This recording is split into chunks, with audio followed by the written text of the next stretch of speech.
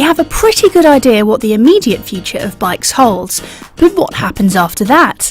Here are 5 technologies we'd like to see put to good use on 2 wheels.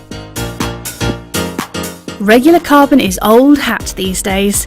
Sure, it's brilliant for making those laterally stiff, vertically compliant bikes we all froth over, but the basic concept of laying up carbon with epoxy hasn't changed all that much in recent years. The one carbon atom thick wonder material, graphene, appeared on the scene a few years ago, promising to revolutionise everything, but we're still waiting for it to take over in bikes. UK brand Dassi has already made a graphene road bike called the Interceptor. This incorporates the material in the resin that binds the carbon together, producing a stronger frame for a given weight. The process is much the same as for standard carbon bikes, and its designers reckon a 500-gram aero frame is achievable. Graphene also has conductive properties which could be exploited in the creation of frames with some sort of built-in intelligence.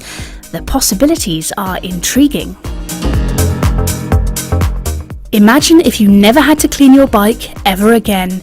How amazing would that be? Various non-stick and water-repellent coatings have been around for years, so why couldn't we have them on our bikes? Back in 2014, Nissan treated a car with something called Ultra Everdry, and it seemed like mud just wouldn't stick to it. The problem with such coatings is that they need regular application to work, so they're not really a labour saving. A permanent non-stick finish for bikes would be a godsend for winter riding, and what a difference it would make in cyclocross.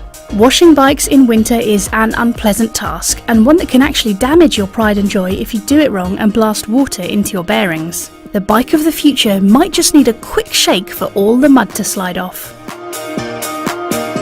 We've already got wireless gear shifting on the road, and it will certainly appear on mountain bikes soon enough, but what about the rest of your bike's components? Brakes, droppers and suspension could all be controlled wirelessly, making for cleaner, more user-friendly designs. Magura has already made an electronic dropper called the Viron, although a hefty price tag and lack of user-friendliness mean it's not been terribly popular.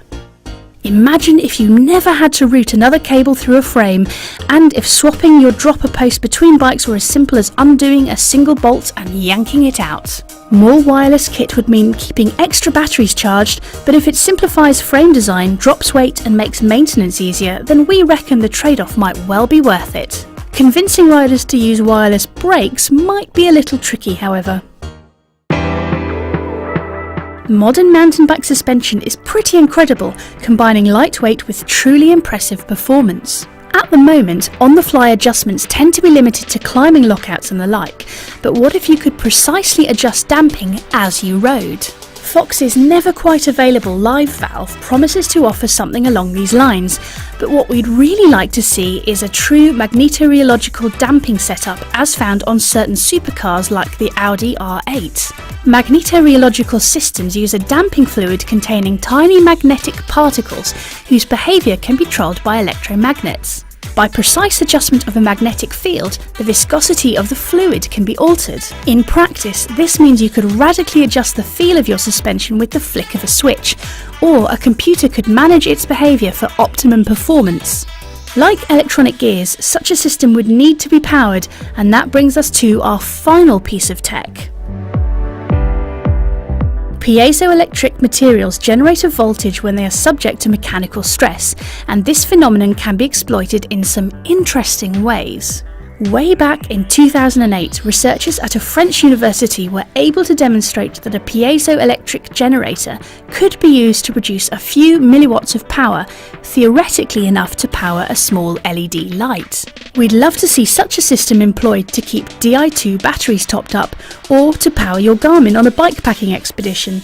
As more and more electronics make their way onto our bikes, the possible applications are multiplying. While there's no such thing as a free lunch in engineering, this is probably about as close to one as you'll ever get.